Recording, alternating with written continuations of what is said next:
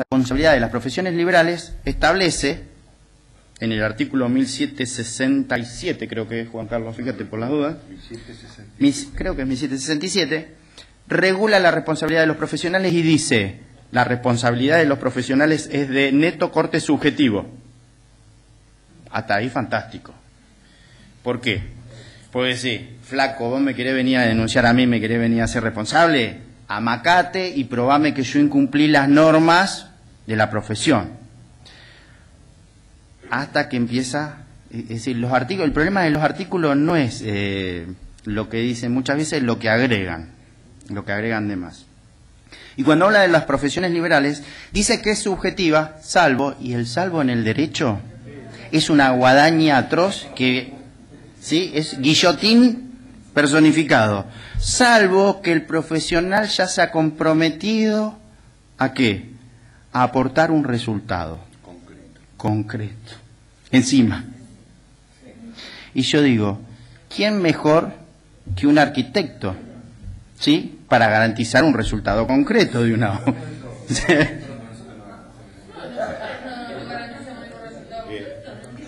Esperen.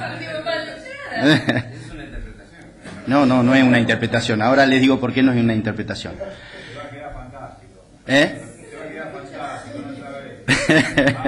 No, pero lo que digo es, cuando uno dice, salvo que el profesional garantice un resultado concreto, ahí hay una mutación del factor. Pasamos del principio general en la responsabilidad, que es el subjetivo. Yo sabía que iba a ser atractiva esta charla. Pasamos del resultado de la imputación subjetiva a decir negligencia, probame vos que yo actué mal, más allá del resultado porque no te lo garantizo, salvo que haya garantizado el resultado concreto. Cuando dice salvo que haya garantizado el resultado concreto, ahí la responsabilidad muta de subjetiva a objetiva. Y es el profesional el que tiene que, para eximirse de responsabilidad ante la demostración del incumplimiento, acreditar que hay una ruptura del nexo causal. ¿Ruptura del nexo causal qué significa? Porque esto es una palabra muy técnica abogadil. Así como existen 4 factores o 4 pilares de la responsabilidad civil, que eran la antijuricidad, el daño, el factor de atribución y la relación de causalidad, existen también, ¿sí?, eximentes de responsabilidad para cada uno de esos 4 factores. Esas eximentes de responsabilidad, una es la ruptura del nexo causal. ¿Se acuerdan que yo había mencionado 2, uno que era el factor de atribución y otra que era la relación de causalidad? El nexo de causalidad, justamente la ruptura del nexo causal ataca a esas 2. ¿Qué significa? La ruptura del nexo causal significa que quizás no es imputable a vos el daño. ¿Se entiende? La ruptura del nexo causal significa que quizás ese hecho que se te está imputando no responde a una negligencia tuya. La ruptura del nexo causal significa que quizás haya una fuerza objetiva, no subjetiva, que es la que provocó el daño. Caso fortuito o fuerza mayor. ¿Está claro? Es decir, demostrar la ruptura del nexo causal ante el incumplimiento significa que cambia el onus probandi, le impone al profesional que acredite esa ruptura y si no la acredita, es responsable. ¿Hasta acá vamos? ¿Se va entendiendo? Pero, ese artículo es muy concreto y muy preciso, pero, además de decir esto, lo que establece el artículo 1767 es decir, que la responsabilidad emergente de las profesiones liberales se rige por las obligaciones de hacer. Y las obligaciones pueden ser de dar, de hacer o de no hacer. Ustedes dieron derecho privado, ¿no? En la facultad. ¿No? Poquito, ¿cómo que no? Hay distintas formaciones, distintas generaciones. Distintas. Bueno, esto es lo lindo que tiene el multiculturalismo y la... ¿Está claro hasta acá? Es decir, la responsabilidad profesional se rige por las obligaciones de hacer, salvo que se haya comprometido un resultado concreto destinado a constituir derechos reales, entonces ahí la obligación se mira por otro lado, que es el de entregar cosas ciertas para constituir derechos reales, pero de eso no vamos a hablar hoy. ¿Sí? Sí. Yo 2 minutitos te quiero interrumpir. Interrumpa. Y te pido que abras tu cabeza, porque vos sos un intelectual. Vos lo explicaste muy bien al comienzo, sí. El origen de este código, sí. En donde lo comercial, el paradigma es donde lo comercial se metió en lo civil. Sí. Se metió en lo civil. Y un poco lo que decía acá el arquitecto. Sí. Y yo soy crítico porque creo que este código iguala lo inigualable. Porque en el 1561 dice que hay contrato de obra o de servicio cuando una persona, según el caso, el contratista o el prestador de servicio, me está equiparando al constructor con el arquitecto. Sí. Y el arquitecto es un profesional liberal, liberal, universitario. Y constructor, ¿quién es? Cualquiera. Y tenemos la misma responsabilidad. Entonces yo creo, Rodrigo, o sea, o sea, es un criterio. Como dijo Karina Olga, lo dejo a su criterio. Si es una porquería o no. Lo que yo veo... Para nosotros también. Lo que yo veo, Rodrigo, es que iguala al contratista o al constructor con el arquitecto. ¿Y el arquitecto qué es el arquitecto? El arquitecto, cuando actúa como proyectista, ¿qué es? Un trabajo intelectual. Por eso tiene protección. El contratista garantiza una... la pared, ahí... protección no tiene. No tiene. En la obra, sí. En el que proyecta, sí está garantizando una obra intelectual. Pero están garantizando un resultado. ¿Cómo que no? En la proyección de una idea, ¿no? Sí, bueno, pero hay... Sí, pero ¿y si los planos están mal hechos? ¿Y si los planos están mal hechos? ¿Lo vamos a hacer responsable al constructor porque los planos están mal hechos? Termino el concepto, Rodrigo. Sí. O sea, yo creo que iguala lo inigualable. O sea, iguala una cosa con otra.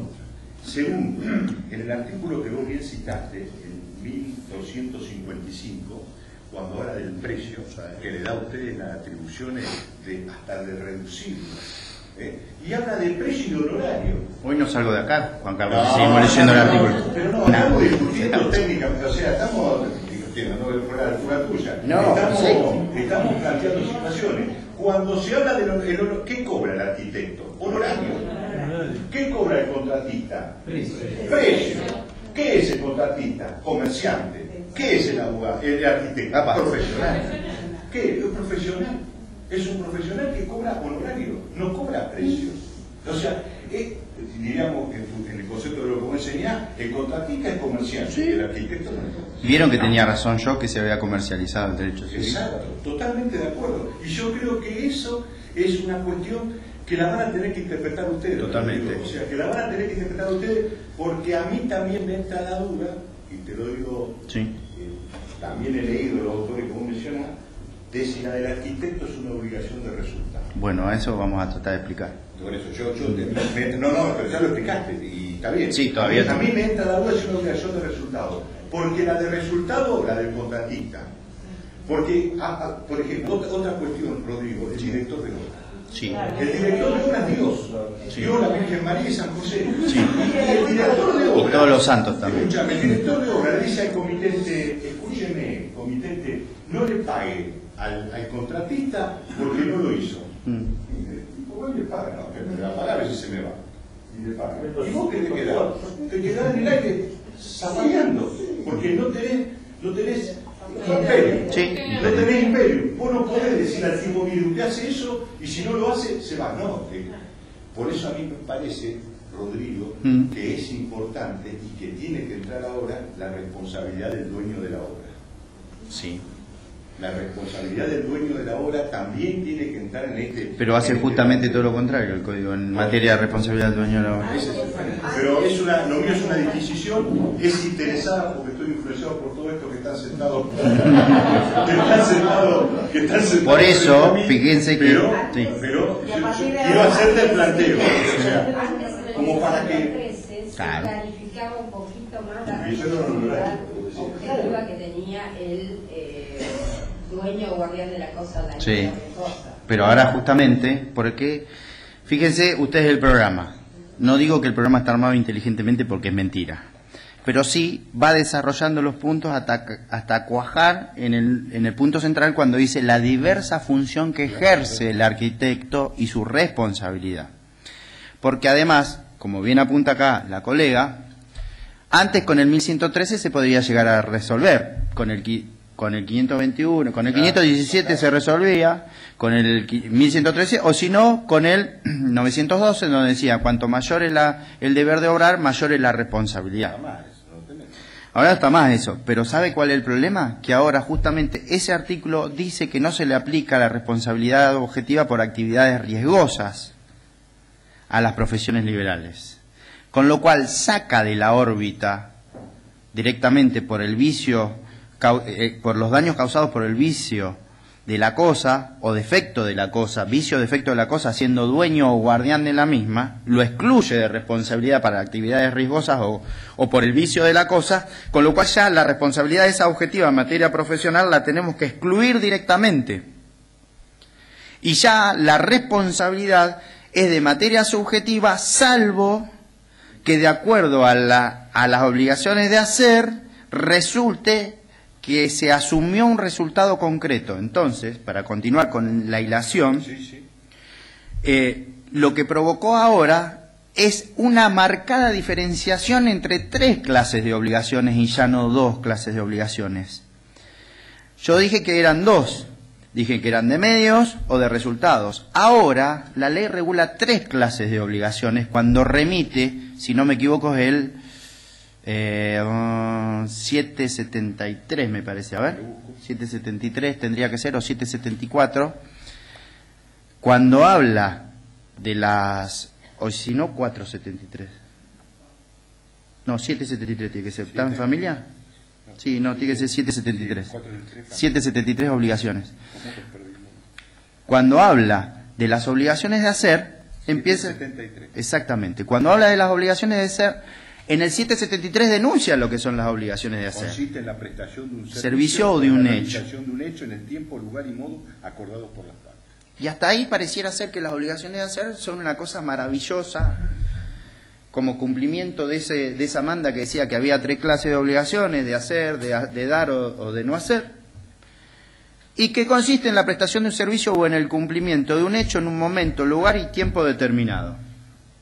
Ahora, el 774 es nefasto, porque dice que hay 3 clases de obligaciones de hacer. Una, en donde uno no garantiza resultado y solamente se compromete a realizar sus buenos oficios. Típico caso de la responsabilidad del profesional abogado. Porque lo hicimos nosotros el código, no lo hicieron ustedes. Flaco, ¿qué querés? Es como el gordito que iba a jugar a la pelota y era el dueño de la pelota. Iba al arco, pero donde se nos calentaba el gordito sonábamos, se acababa el partido. Entonces había que seguir jugando. Entonces al arco, o aportaba las camisetas. Entonces, cuando ahí aparece, esa es la típica obligación de medios. 774 inciso A. Cuando uno no garantiza un resultado y se compromete a realizar los buenos oficios. O artes, dice. Está fantástico. B. Cuando, asumiendo el cumplimiento, ¿sí?, del resultado, no garantiza la eficacia del mismo o el cumplimiento del mismo.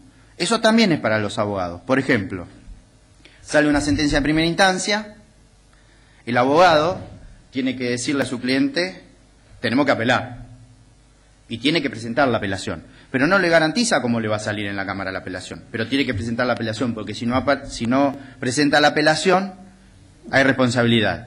Esa es la segunda categoría de medios, que se llama categoría de obligaciones de medios reforzada. Así como Matrix recargado, pero esto es reforzado. En donde a uno le exige un cumplimiento de un resultado, pero sin garantizar el fondo sustancial. Y la última, dedicada a mis amigos arquitectos, 774, inciso C, porque encima son todos los ejemplos de doctrina, fíjense, todos los libros de doctrina hablan Por ejemplo, la obligación del arquitecto. Podrían haber dado 2 millones de ejemplos, pero citan al arquitecto. Evidentemente es una profesión muy querida. Vieron que todos quieren ser arquitectos o ingenieros, es como ser difícil ser arquitecto o ingeniero, es como lo más difícil, entonces todo es como querido. Entonces, 774, inciso C, cuando el profesional garantiza el resultado. ¡Pum! Gracias a Dios los arquitectos son arquitectos y no jueces, porque si no, ningún arquitecto respondería. No. Que no está bien definido el tema de resultado. No, pero pará, ahora sí. Te digo lo que dice. No, pero... Te digo como dice.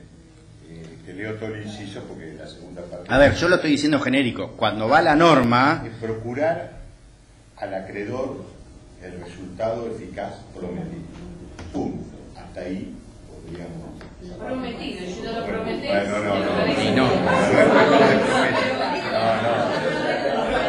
Qué difícil es difícil la arquitecta usted, ¿eh?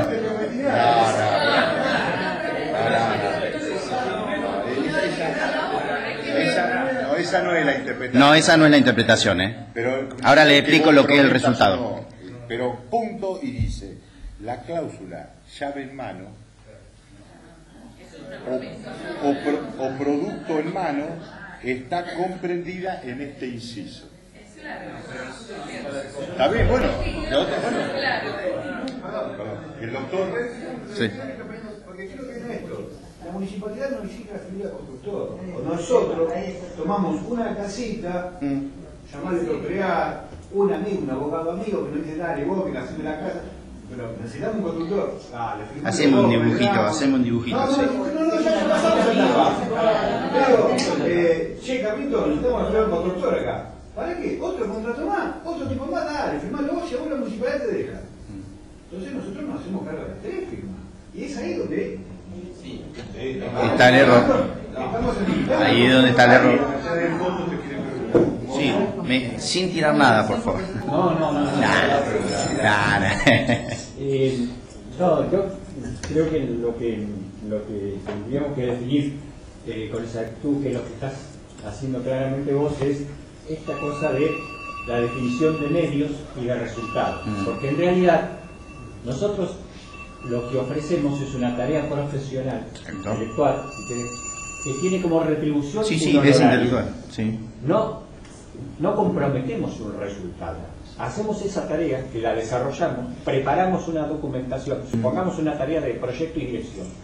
Preparamos una documentación, que está compuesta por documentación gráfica y documentación escrita, que entregamos a nuestro comitente, que es el cliente. A partir de ese momento comienza, si la obra se va a desarrollar, la etapa de dirección.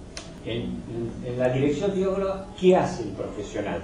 Va controlando el fiel cumplimiento de la documentación gráfica y escrita que ha sido entregada. Exacto. En ningún momento está comprometiendo un resultado, porque hay otro personaje que es el constructor, que el constructor a su vez puede ser cualquiera. ¿Y cuál es su retribución? El lucro. Lo decimos el lucro y por ahí suena mal, pero es el precio, porque es una tarea que le da un beneficio concreto, no le da un honorario. Ese constructor puede ser cualquier persona, pero a su vez tiene que tener un representante técnico que es el que se hace responsable de las tareas profesionales. Sí. La puede asumir como tal porque es otro profesional, que en realidad es con quien nosotros tenemos la relación, interactuamos con él porque él es el encargado por parte de la empresa o de ese contratista de resolver las cuestiones técnicas que recibe del director de obra.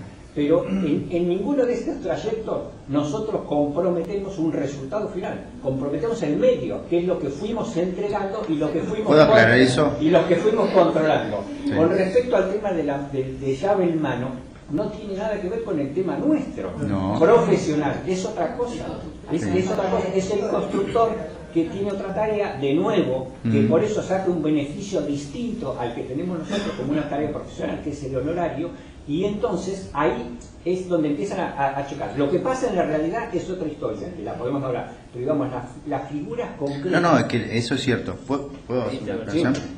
¿Cómo? No. Cuando se habla de resultado, Sí. todos tienden a ver una cosa. todos tienden a ver una cosa, pero los resultados también son inmateriales. Las obras inmateriales son resultados.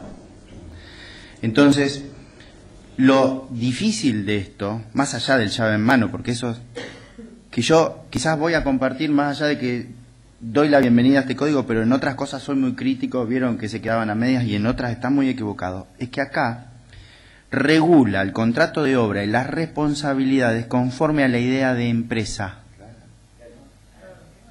¿Se entiende? Lean el artículo 320 a ver si no son empresa. Ay, bueno, ¿qué quiere? No, qué peor. No lo puse. Ni el Poder Legislativo. El doctor integra el Poder Judicial. Por favor, que lo traje yo. No, digo. Yo me hago responsable. No, yo lo acompaño, digo. Fíjense cómo. ¿Vieron que estamos en presencia de un cambio de paradigma? Claro, que cambio de paradigma. Sí, pero fíjense. Sí. Un contrato de locación de servicio Ahora, de obra. no, primero que ya ahora no es más locación de obra. Fíjense. No, pero de servicio sí. Tampoco. No hay más, no existe más. La locación de servicio tampoco es. Ahora es justamente esa falta de subordinación técnica. Que, sí, para el contrato de trabajo y la locación de servicios no existe y existe el contrato de servicio que contrato de servicio, obra y servicios, porque en realidad no eran una locación. ¿Por qué? Justamente por esto. Porque en una locación hay un precio. Y cuando uno tiene una profesión, no actúa en esa profesión como un precio. La retribución es su honorario. ¿Se entiende? Es decir, el precio, ¿quién lo hace? Un cocontratante. Sí, vos podés venir a contratar mis servicios profesionales de la profesión liberal, pero yo no te cobro un precio. Tengo un honorario, porque es una actividad universitaria, profesional, reglamentada por el Estado, y en donde se tabula ese honorario. Es decir, hasta el honorario uno no puede cobrar lo que quiere. Tiene una actividad regulatoria, incluso el precio no. Que no la tiene El precio no, porque el precio se fija entre las partes. El constructor no tiene ley. Por eso, tenemos ley de honorario. exactamente. Sí, bueno, pero hay ley de honorarios con pisos mínimos justamente para que no se viole el patrimonio del profesional, si no terminás laburando por 2 mangos y gana más el contratista empresario que el tipo que hace la actividad. Porque siempre las profesiones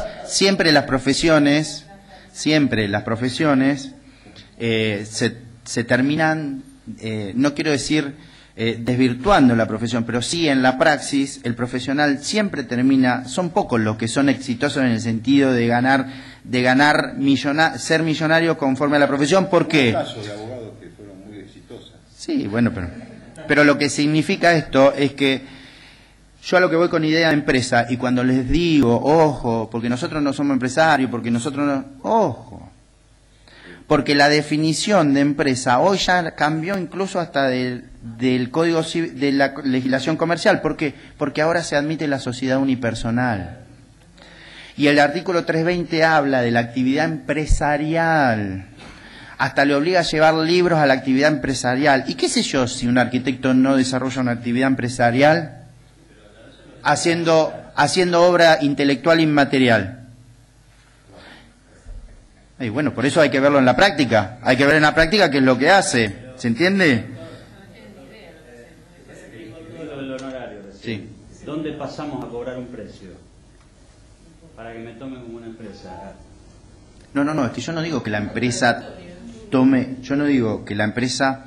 un precio. La empresa no es sujeto de derecho. El arquitecto es un sujeto de derecho porque es una persona. La empresa no cobra precio, no. Lo que se habla es de una actividad empresaria porque ejerce, ya ni siquiera existen los actos de comercio, ejerce una actividad por la cual no dice cobra precio, lucra. ¿Sí? Entonces la idea es ahora, ¿y qué es el lucro? Yo les pregunto a ustedes, ¿ustedes lucran con su profesión? No sé. ¿Se lucra o no se lucra? Bueno, ¿está claro? ¿Se dan cuenta? ¿Se dan cuenta de lo difícil que está empezando a hacer esto? ¿Por qué es lo difícil? Y sigo explicándole la responsabilidad. Porque ahora se equipararon, como bien dijo Juan Carlos, se equipararon sujetos que no son profesionales con sujetos profesionales. Con el agravante, o si se quiere, por más que se equipare en el contrato de obra esa cuestión, yo sí creo que hay una diferenciación muy importante y sustancial. Yo sí creo que existe. ¿Cuál es? La cámara.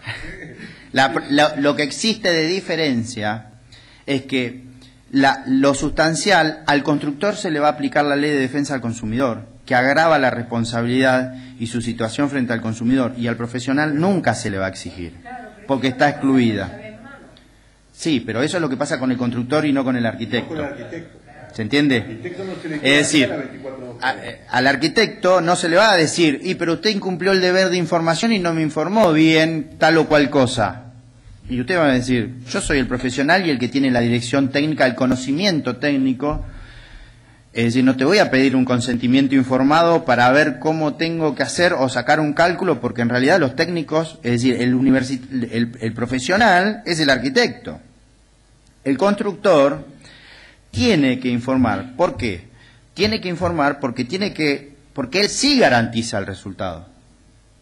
Si a él le dicen, che, tenemos que tener este edificio, el edificio tiene que estar terminado. Y en determinada fecha, que fue lo que se comprometió. Si en determinada fecha no está el edificio terminado, ahí viene el contratante y le dice, el edificio no está. Señor juez, mire, ve, a mí me prometieron que el edificio iba a estar con todo terminadito y con la entrega de la posesión en enero de 2017 y estamos en febrero de 2017 y está el esqueleto, la estructura, como dicen ustedes, ¿no? ¿Sí? Y está la estructura. No, bueno, pero los vicios son otra cuestión. Porque son 8:30. Los vicios son 8:30. ¿Se entiende? Porque son dos posturas que no, pero estamos interpretando y estamos hablando. ¿Hasta acá vamos? ¿Hasta acá seguimos? Ahora, a ver, yo digo... hablando de este tema porque me interesaría que hablara de prescripción. Porque ha habido cambios que afectan al patrimonio de los arquitectos. Así que, si quieren seguimos hablando en otra charla, yo no tengo ningún tipo de problema. Es decir, me hago responsable en la próxima. No, en la próxima me vengo como la tortuga de gendarmería, ¿viste? Camuflado.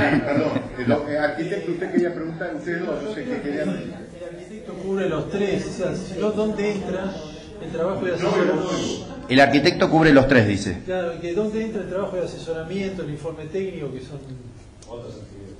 Claro. El tema es el siguiente, que por eso yo lo puse como diversas funciones. Yo digo, no es lo mismo el arquitecto que celebra un contrato profesional en donde se compromete por su profesión a realizar un determinado diseño o un dibujo porque alguien lo va a construir, al arquitecto que asume el compromiso de realizar los planos, ejecutar la obra, por contratos conjuntos o por contratos separados, dependiendo de quién quiera ser el que elija los gremios o no. ¿Se entiende? Porque a medida que ustedes van sumando contratos, van agravando la responsabilidad. ¿Y por qué van agravando la responsabilidad? Porque ahí sí van garantizando ustedes que van a entregar la casa que dibujaron. Si ustedes me preguntan a mí, obviamente, miren, hoy justo saqué una sentencia rechazando la responsabilidad de un arquitecto. Pero qué exitistas que son todos, son todos exitistas. Igual fue mentira esto, no, mentira. Sí, saqué una, lo digo porque ya saqué sentencia, Vigliani con Yesi, donde el problema eran los vicios que apuntaban, que esa es otra cuestión, pero se le imputaba al arquitecto hasta que le habían impuesto una multa, había pasado a la municipalidad y al arquitecto le reclamaban como daño emergente que habían tenido que pagar esa multa porque él tendría que haber sabido. Y yo digo, salió por otra cuestión porque ni siquiera analicé la responsabilidad porque le dije que estaba caduca caduca la acción. No estaba prescripta, estaba caduca el ejercicio para accionar, que hay una diferencia ahí. ¿Ustedes se acuerdan de eso? De la caducidad y prescripción. Bueno. El 25 de mayo y Luro, el derrumbe. Bueno, yo fui el culpable de esa sentencia. Esa sentencia, yo siempre digo, 20 años estuvo tramitando el juicio en primera instancia. 14 de abril del 87, yo iba a 7º grado Yo iba a séptimo grado, Juan Carlos, 14 de abril del 87. Y el juicio iniciaba. A mí me nombraron juez y el 7 de agosto del 2007 llamé autos para sentencia. Un récord fue, de la justicia. 20 años para llamar el auto para sentencia. Y después yo me tomé mi tiempo para sacar porque había 7 pericias, como de 200 hojas cada una. Había pericias hasta querían el Instituto de Córdoba, había de todo. En esa sentencia yo determino y discrimino toda la responsabilidad. Quédense tranquilos porque ahí yo dije que la responsabilidad del arquitecto era subjetiva. Y dije que de acuerdo a cómo habían obrado los arquitectos, porque ahí demandaban a 8 personas, a los dueños de la obra, a los constructores, a los arquitectos, al ingeniero que debería haber cuidado la seguridad y al Estado, que es el que termina agarpando, es decir, a nosotros. Yo rechazo la municipalidad del Estado, me posiciono, veo dónde había sido el defecto, y el defecto había sido de los arquitectos y no de los arquitectos, de los constructores. El problema es que ahí el director de obra era un arquitecto, de los constructores de